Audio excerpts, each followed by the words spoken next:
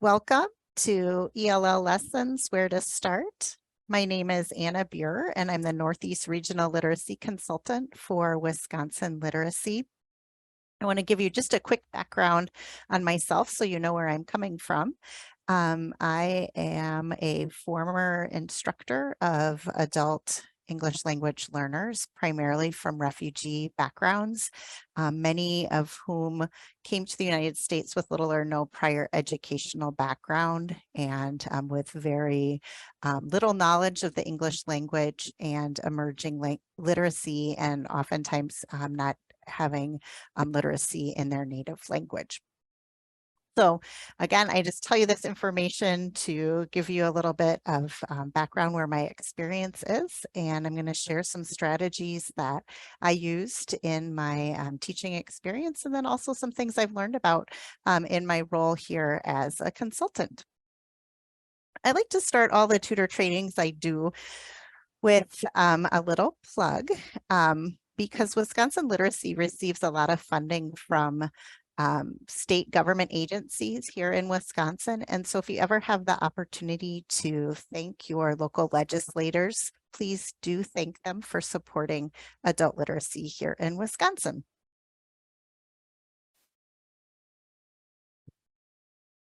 So in this morning's session, we're going to talk about a variety of things that are going to help you get started with your lessons with your English language learners.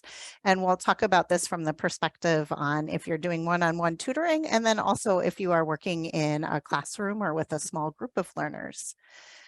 So the first thing we're going to talk about is who is your student, considerations for each lesson, strategies that you'll take away from this morning and that you could use tomorrow, and then some resources and questions. But I do want to say that if you have any questions throughout the session, please feel free to raise your hand, to unmute yourself and interrupt me, or to put it in the chat.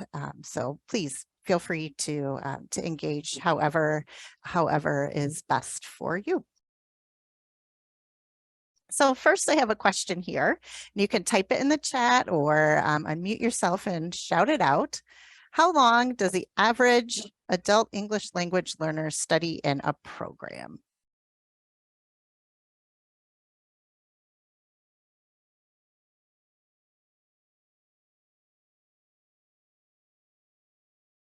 Any thoughts? And this would be over their entire life. How much time does somebody study in a program?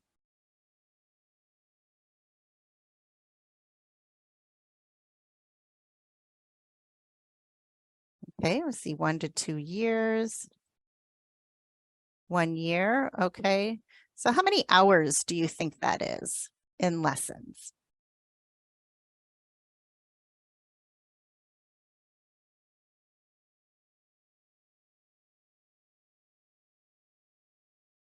So according to the English Forward framework, an average adult English language learner studies in a program 60 to 100 hours.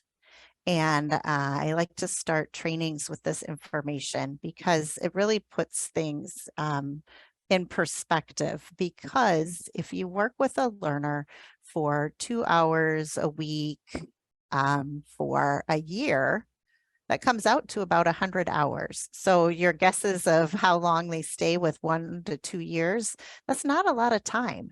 And so when you're thinking about what content to put in a lesson, you really need to prioritize what is most important to my learner. And based on the information I have about my learner, what is the, where should I start and what should I really focus on?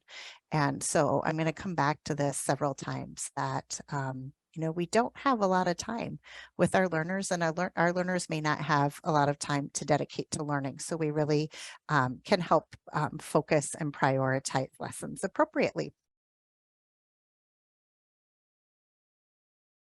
So that said, how do you know what your learner wants to learn, and how do you know what they know already? And so when we do these trainings statewide, all of our programs are a little bit differently. And so the program that you're working with may have a different intake process with their learners than another program. But most programs, when a new learner comes to them, will go through some sort of intake process that includes setting some goals or sharing their goals with the program. So look over the materials your program has given you and see what goals were identified with the learner. Now, these can change throughout the course of them learning with you, so you want to continue to revisit goals. And that's another training, another topic we can cover in another training. But make sure that you get that information from the program. If they haven't provided it for you before your first lesson, reach out to the program and ask them for that information. This will help you make sure that the lessons that you're offering are relevant to your learner and helping them meet what they need to learn. Another great resource at the beginning stages of meeting with someone is looking at their intake forms. So intake forms have information like their address, maybe how many family members they have. It might have their caseworker's name. So there's a lot of different information on an intake form that you can really bring into that first lesson. And then also any assessments that your program has already done with the learner.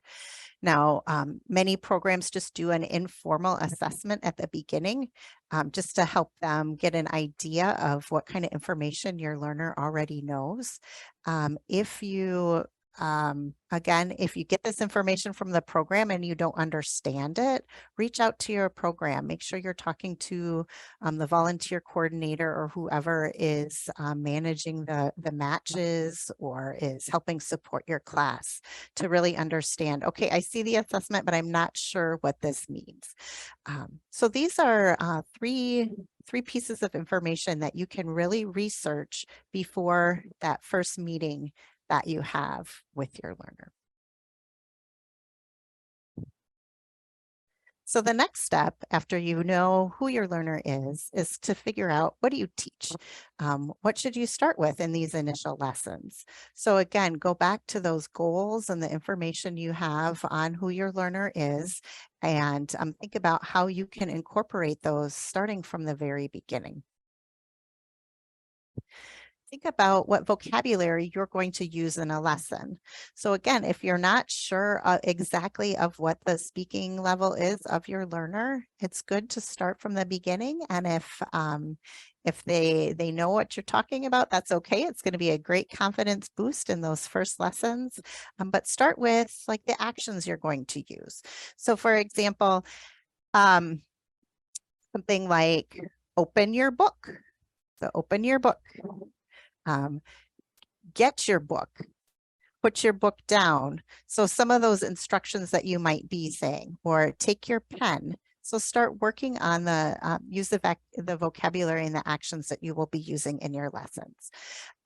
Think about what are the phrases you say? What's the vocabulary you use in your natural speech? And so if you say take, do you say get? Those kinds of things. So really think about what is the language that you anticipate using with your learner. And then the learning materials, what vocabulary? So like book, pen, phone, computer. What are the different words that you anticipate using in those instructions in your initial lessons? You can also start with greetings and introductions. And in addition to that, you could bring pictures of yourself and include pictures of your family. If you're working at a center where they get to know more than one staff member or more than one volunteer, bring in pictures of the people that they might be interacting with at your center. And you can use those in the lessons. Bring pictures of yourself doing things. And so you could even just talk about, well, here's a picture of me. I am reading a book. This is a picture of me. I am playing the guitar. And, watch your learner and see, which pictures does the learner seem to be responding to or interested in. If they're not able to say things to you like, oh, yeah, I like books, or, so it's a good way to get to know your learner and their interests as well. Another place to start is to look at community names and terms. And so talking about your school, what is the name of your school? Maybe on the intake form, you have information about your learners' children and what schools they go to. So talking about that and writing out the name of their school, maybe their caseworker name. Again, this is information you could have from the intake form. And it's all just a way to find these common this common knowledge to start from. Maybe it's their doctor's name or other information from your community that you can start with that that they will know.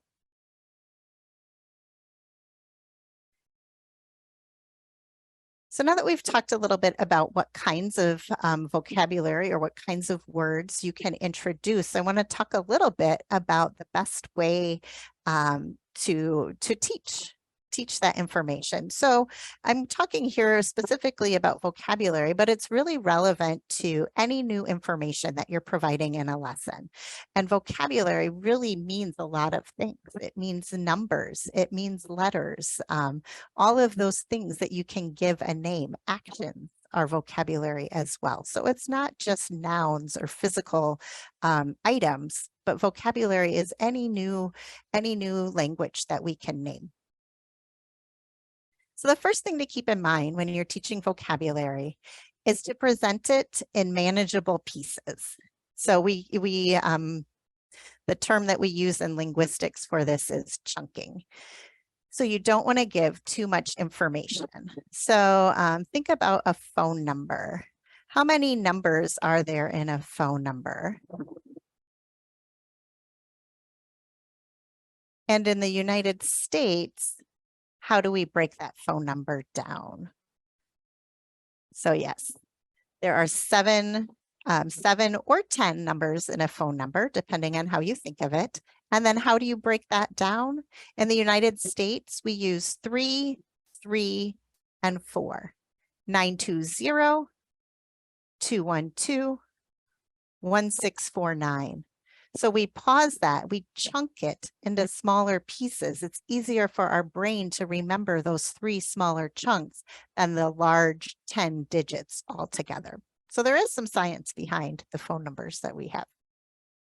Of course, now nobody remembers phone numbers anymore anyway, but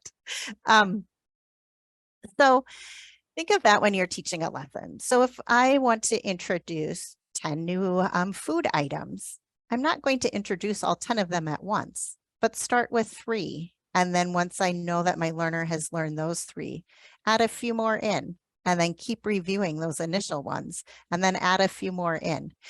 So I think it's really important to keep track too of what vocabulary you've already done. So I recommend writing a lesson plan for every lesson, keeping it in a notebook or a binder or a computer file, and keep track of what vocabulary you've already taught, and then being intentional in what vocabulary you're going to add to your next lesson.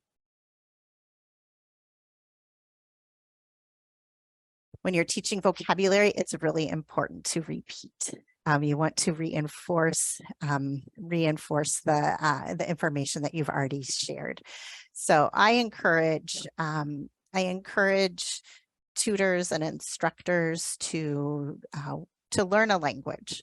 And even if you've learned a language years ago, to go back to learning something new. And I think it's the importance of this is just to help keep us humble. One of the biggest challenges as an English language instructor or English language tutor is if you have a native-like grasp of English, it's so easy, right? And so when you're teaching somebody, it's hard to remember or hard to not think, oh, this is so, I'm sure they're bored with this. It's time to move on. Where you probably aren't bored. It's very engaging and So when I study a language, it helps keep me aware of how hard it is to remember something. And so I may master a lesson one day and then come back to it the next day and have totally forgotten it. Or if I haven't looked at it for a week or a couple of weeks, it's so hard. So there are a lot of free apps, or I even recommend doing the free trial for Rosetta Stone. I think Rosetta Stone just fits the best in um, my own philosophy of language teaching. Their approach, I think, is the best.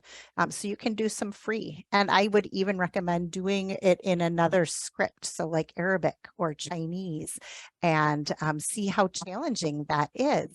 And it'll help you remember how much and how important it is to repeat and give additional ways of practice as well. So you want to reinforce the vocabulary in a variety of activities. And we're going to go through several activities today that are going to show different ways that you can present the same information so that learners continue to be engaged and applying that knowledge that they have.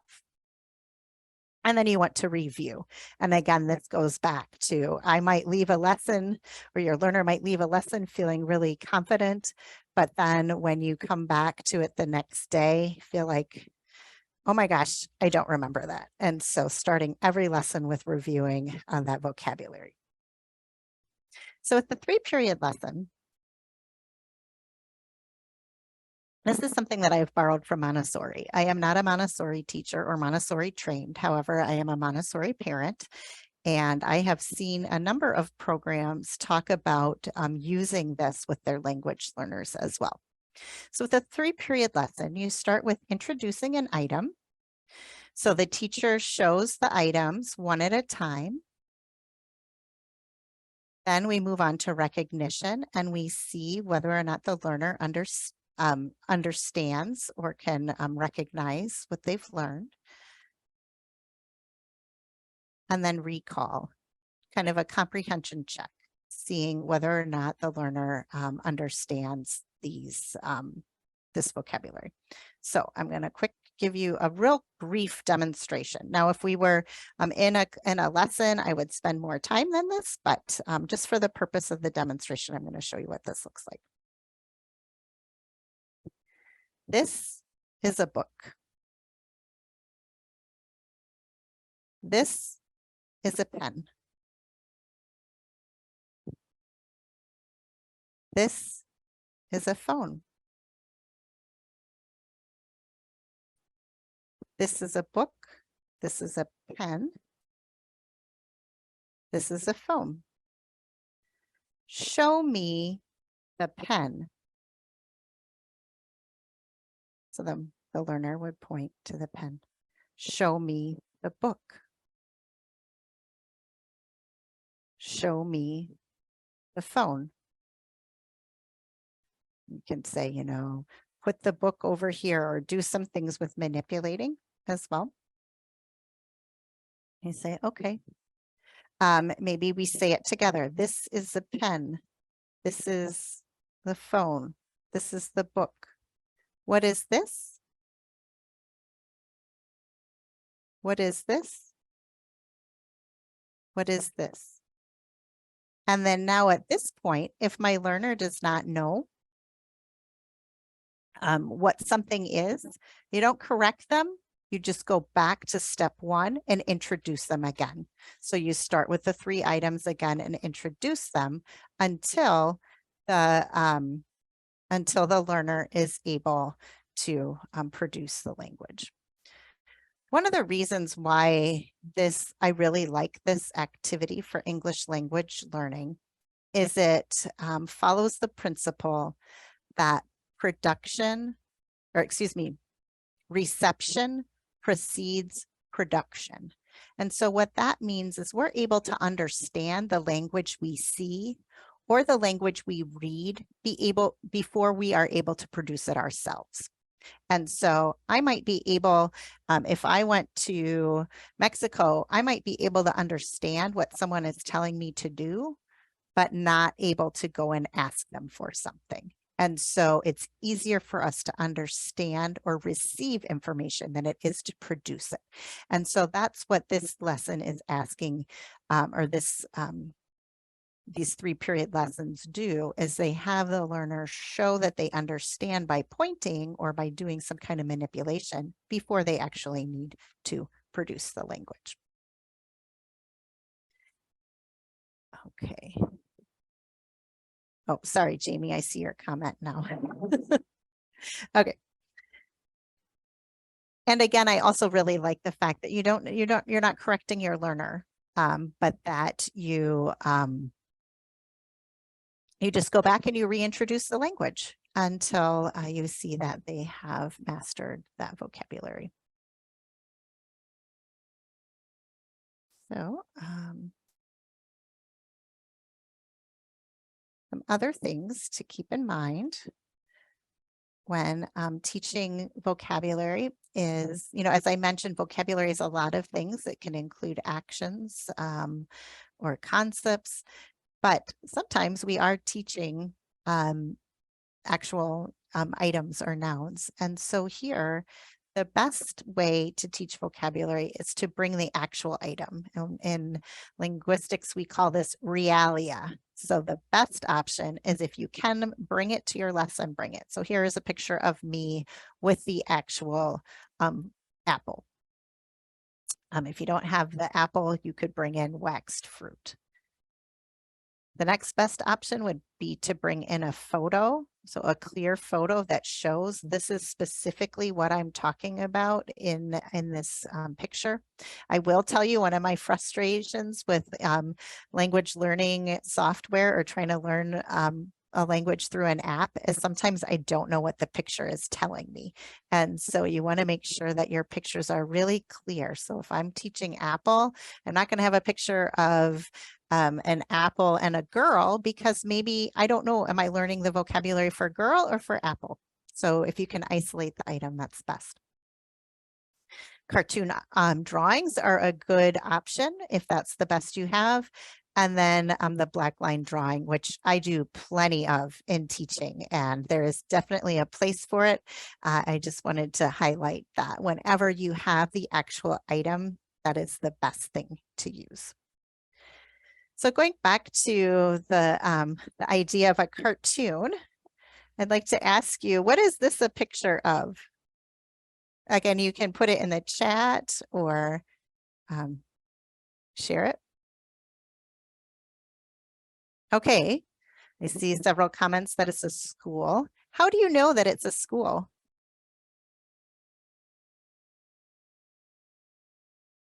Okay, the sign on it. So you're relying on your literacy. That's great. Any other reasons why you think it's a school? The bell. Okay.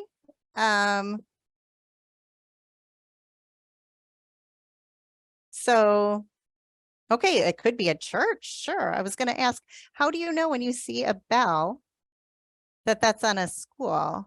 I myself don't think, I think I have seen a school with a bell on it before, but the main reason why I know that a bell means school is because I learned that from books when I was a young child. And so if you're working with a learner or learners who did not learn that this image means a school, a picture like this with the flag on top and a bell on it, it doesn't connect with them. Someone said, you think you need children outside? Yeah, that would help. Having more context would help with it. And I'm not to say not to use this picture when representing a school. Just be aware that the cues that you get and that you understand, your learner may not understand. I would not go into teaching all of those things either, but just don't be careful about the assumptions that you're bringing to a lesson. So when I was working with an individual I was tutoring, I used this picture for school. Now, when you look at this picture, it may not look like a school to you. You maybe have never seen a school that looks like this. However, this was where I was tutoring, and this is the school where this learner attended. And so to that learner, this is a school. And so we have so many options now with digital resources being available to us. I picked this off of, I don't remember. I may have taken this off of Google Maps, but you also can take pictures. You could go around the community and take pictures of buildings in the community. And with the lesson, I was teaching other things like gas station. And so I brought up a picture of the gas station that was in his neighborhood.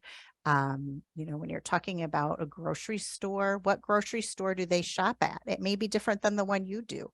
And so just finding the information that's going to make sense for your learner. And while you're teaching vocabulary, keep in mind to show, don't tell. So when talking about teaching vocabulary, I could have given you this slide here listing all of the information, but instead I brought in this with pictures.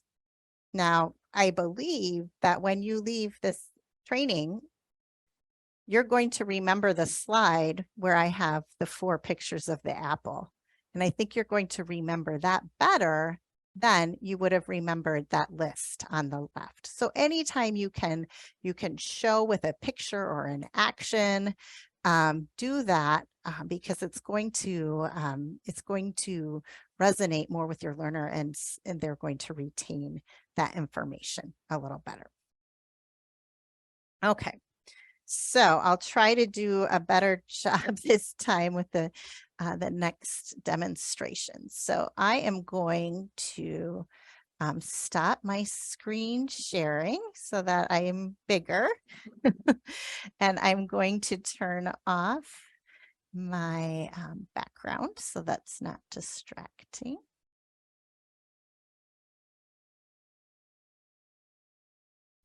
And I will show you my table again. Well, actually, I can do it right here. So total physical response is a strategy where you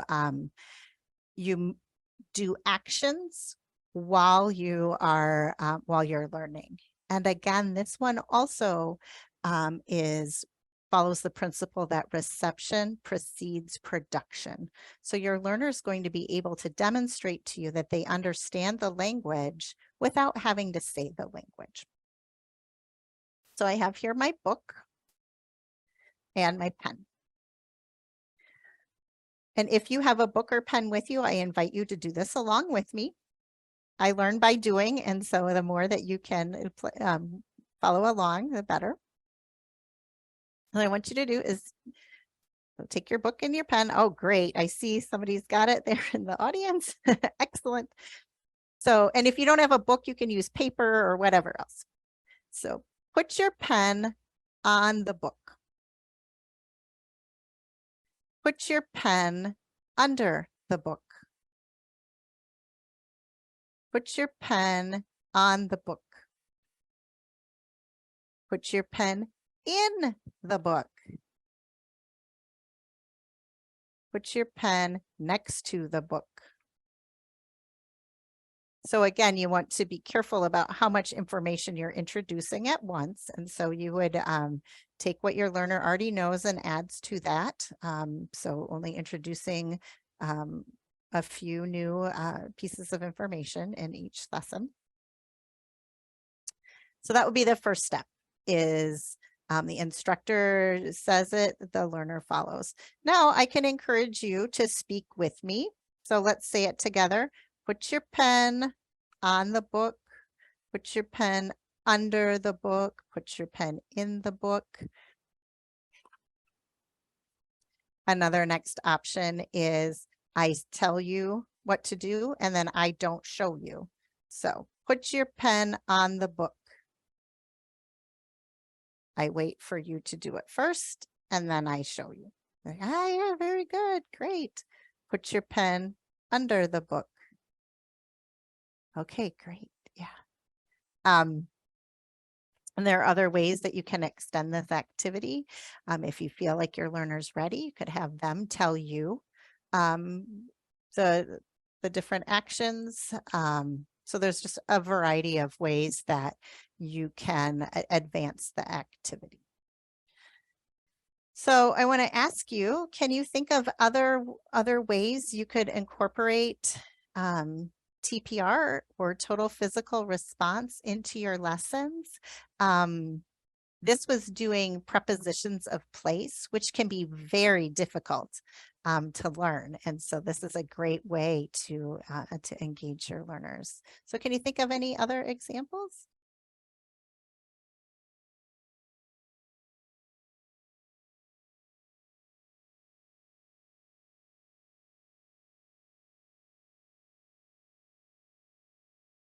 Some other ways that I have used total physical response or TPR is in teaching directions.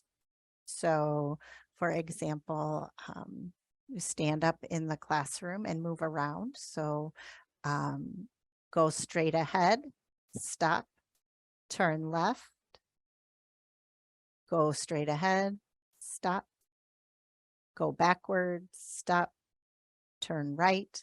So practicing those. There's different language when you're asking someone for directions. And so that, or when you're giving directions on a map. So really thinking through that. Again, going back to your learner goals, if your learner is studying to take the driver's test, thinking about what directions or what instructions might they receive in the behind the wheel test. So I taught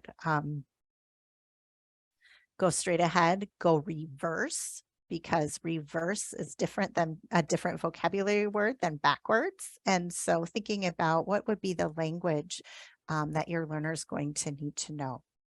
Okay, another example is doing like children's songs. So head, shoulders, knees, and toes. Yes, that is a TPR activity. You're doing the actions as you're doing it. I have done just saying, touch your nose, touch your shoulder, touch your ear, touch your mouth. And so that's a great TPR activity as well. You can do it, with the classroom actions. So I talked about one of the places where to start with your lessons is what they're going to need to know in your lessons as far as actions. So things like open your book, close your book, take out your pen, put your pen away, stand up, sit down, all of those actions that you might be using in class. So, and again, it's a great way, especially with beginning learners, to give them the opportunity to build confidence without taking having to speak unless they are ready. Okay.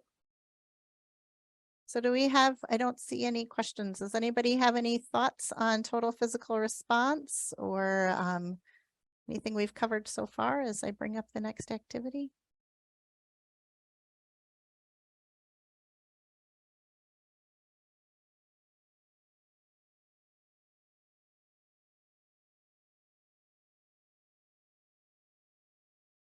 Okay. So the next activity we're going to do is called LEA. So we use a lot of acronyms in the English language learning world. So we had TPR, now we have LEA. And what that is, what that stands for is the language experience approach. So I'm going to demonstrate this for you. So today I'm going to call on Jamie to participate in this activity with me. So I'm going to model as the instructor or tutor, and Jamie is going to model as the learner. So language experience approach is when the instructor gets a story from their learner And then that story becomes the text that we use in our lessons. And you can use this with beginning learners, you can use this with advanced learners, and you can use it in, I have used it in classroom settings, and you can use it in one-on-one tutoring. Now, this activity does require some spoken language, but your learner doesn't have to have a lot of spoken language. As what you'll see when we demonstrate the activity is the beauty of this activity is it takes with the language that the learner already knows. And so if they know a lot, you might have a really broad story. And if they don't know a lot, then it might be very limited, but that's fine because then that's what you start with. Okay. So Jamie, are you ready? I'm ready. You can hear me? Uh-huh. Yes, yes. So Jamie, I understand you had a birthday recently. So can you tell me a little bit about your birthday weekend? Yes. My birthday was during Thanksgiving weekend. So for Thanksgiving, we went to Green Bay and I ran with my family in a race called the Turkey Trot. And then I visited with my husband's family and we ate a lot. I ate pumpkin pie and everybody sang happy birthday to me. And then we saw a movie with my family. We saw Wakanda Forever. Wow, that sounds like a wonderful birthday weekend. So Jamie, what we're going to do today is I want you to tell me about your birthday and I'm going to write it down. So please tell me about your birthday. My birthday is during Thanksgiving.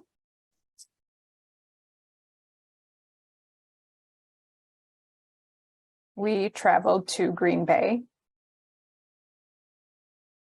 to see my family.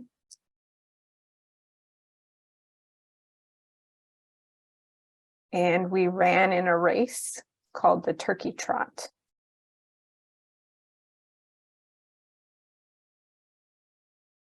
After the race, I visited my family, my husband's family. And we ate a lot. We had pumpkin pie and they sang happy birthday to me.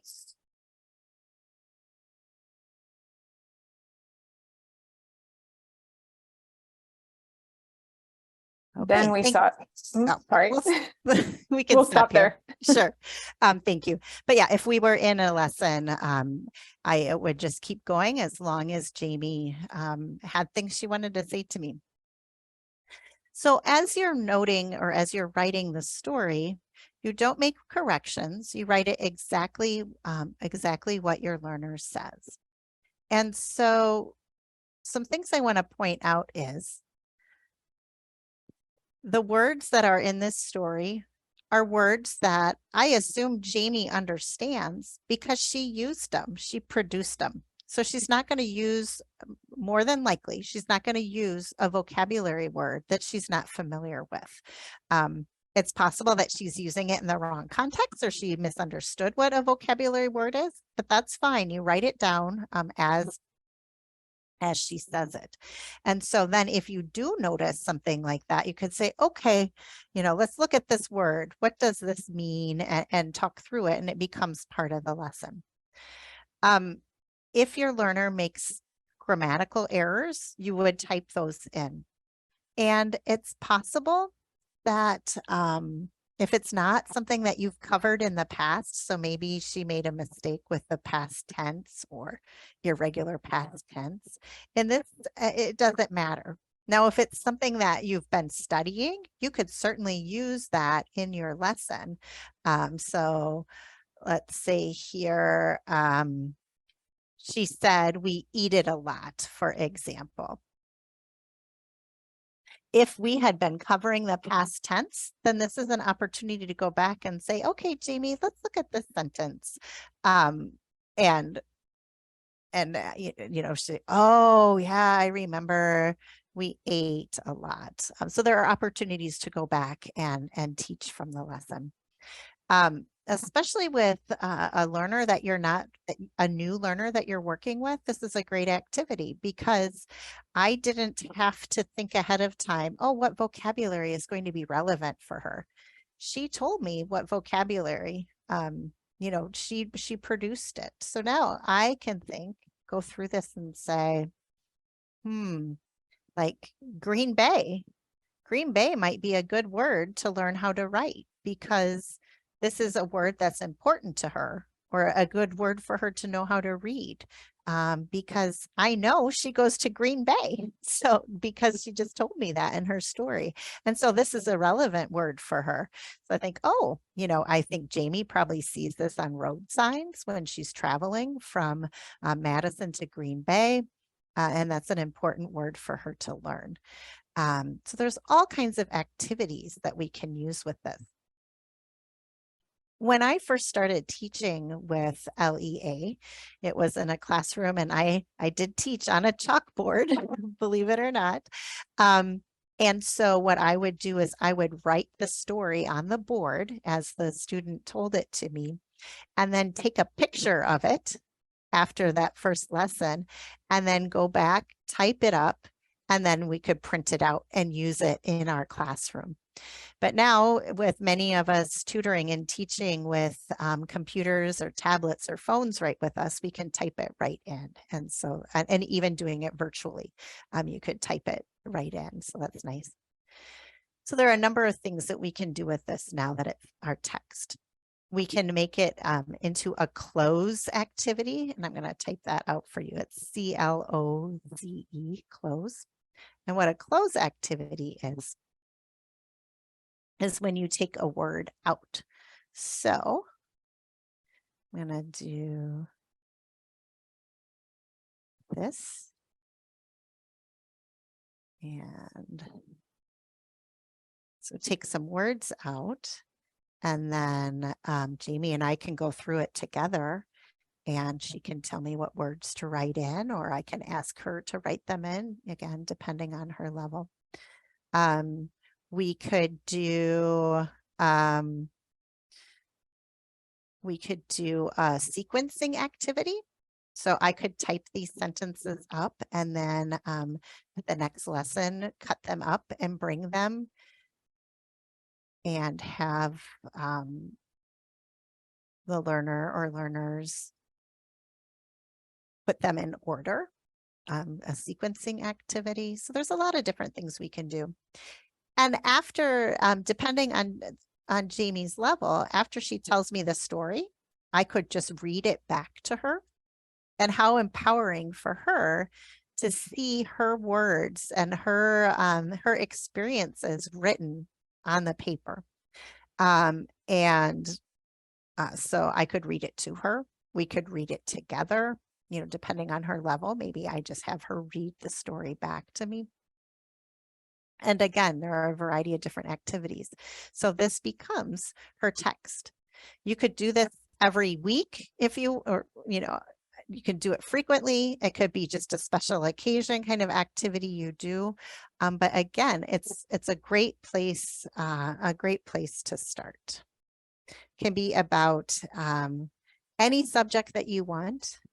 And you don't need to plan ahead with the vocabulary because the vocabulary is going to come from your learner.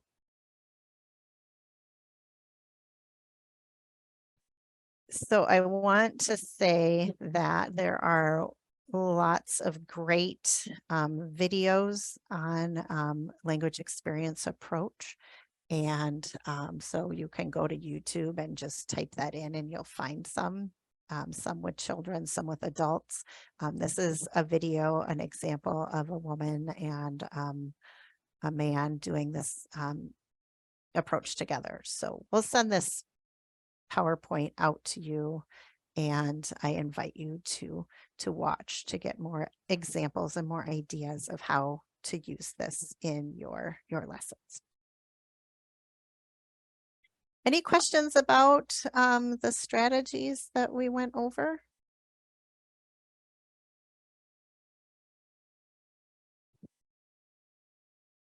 And again, feel free to continue to use the chat or interrupt me as we go through. So I've given you some ideas of what to keep in mind as you're doing your lessons, and some activities that you can be ready to use in your lessons. So next step is to think about making a plan for your lesson. So it's really important to have an objective for each lesson and to stick to that, to stick to your plan. So I always discourage tutors from explaining grammar in a lesson if they haven't, if they didn't have a plan to do it. If you hear someone making an error over and over again, make note of it and then come back to it in another lesson. Grammar is really hard to explain. And, you know, we talked about, we don't have a lot of time with our learners. It may not be that big of a priority.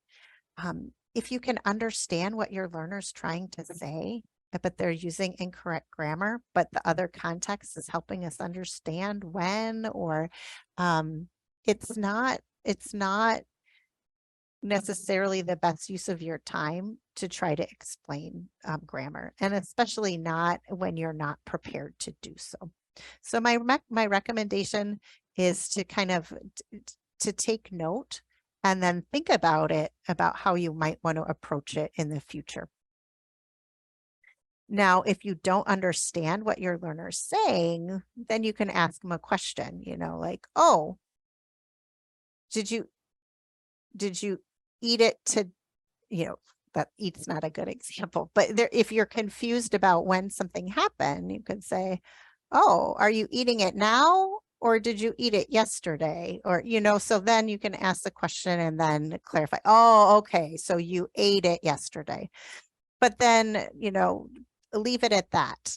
Don't go into a tangent. And part of the reason it can be very frustrating for your learner, so, and for you. So if you weren't prepared to teach it, and now maybe you've spent 10 minutes on it, you're frustrated, your learner's frustrated because they don't understand, and then might leave the lesson feeling, you know, that, you know, not feeling comfortable about what happened. So if you have that objective, you stick to your plan, you and your learner are going to come away from the lesson feeling confident. And so with that objective, your learner should be able to do one new thing each lesson, and really reinforce that again to help help your learner feel better, and then also ultimately moving towards those language learning goals. You want to vary your activities, but have a routine. And so think about, how do you start your lessons? It's always a good idea to start with review. So reviewing from the last lesson, building on that. You might do, maybe you start with some listening activities. And so just kind of structure how you're comfortable and what works for your learner. But you don't have to do the same thing every time. And so there are different ways that you can reinforce the new vocabulary, or different ways you can introduce new vocabulary. So you can vary what you're doing, but learners feel most comfortable when they've got a routine to their lessons. And then it's really important not to just have a plan, but then reflect on that plan after every lesson. So think about, you know, what did I try to do in the lesson, or what was my intention, and how did it go? And use that to inform your next lesson plan. I always encourage tutors and instructors to try things again. So even if something didn't go well, not to say, oh, that was terrible, or never doing that again, but to reflect on it and then to try it again. So it might be that the learner just wasn't ready for it that day. Maybe it was just other, circumstances. Maybe your learner was really tired that day or just wasn't in the mood to stand up and touch their knees and their toes. And, but it doesn't, I always encourage people to try it again. And so, if you do the language experience approach and it doesn't work well, think about, okay, what did we do? What went wrong? And how can we do it better next time?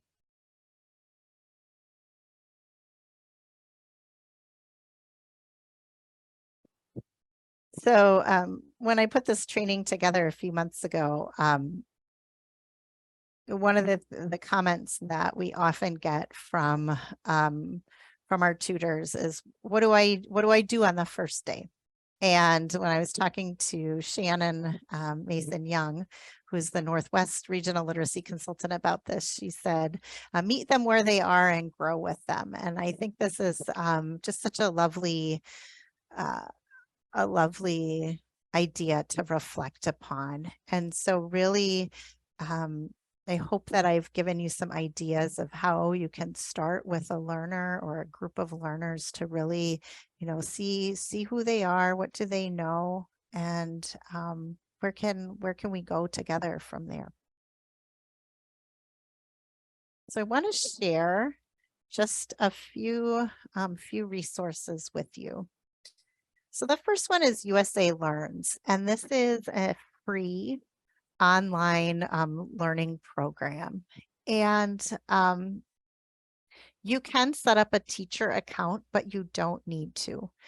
My recommendation is to set up an account with your student, and this is if you're a one-on-one tutor. You could probably do it with a small group too, if you are all, together in a computer lab or have, computers that you can pull out. This also you can use this program on your phone. There's not a separate app, but the website is mobile friendly. So my recommendation is to kind of familiarize yourself as an instructor or tutor with the content and go through it with your learner. So, if you're talking about classroom materials, find a lesson in here that talks about classroom vocabulary and sit with your learner while your learner goes through that site. And so it's an opportunity for you to help them get familiar. So at some point they might be able to use the website on their own. But I think it's also nice to have some activities kind of in your back pocket so that, if you plan for, you could even plan with extra time. So like we have an hour lesson, I'm going to plan an hour and 15 just to be safe.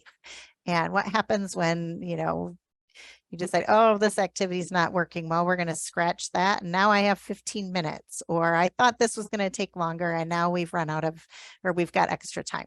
So it's good to have something like this available to you. So like, okay, we have 10 more minutes, or maybe your learner is just tired. And, so I recommend having a program that you like to use that you could pull up.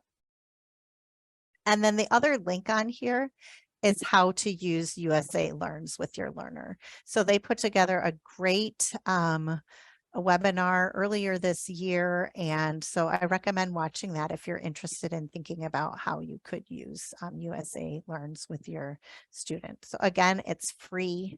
You can, but don't need to set up a teacher account. You could just have your students set up an account and then just sit and work with them on it together.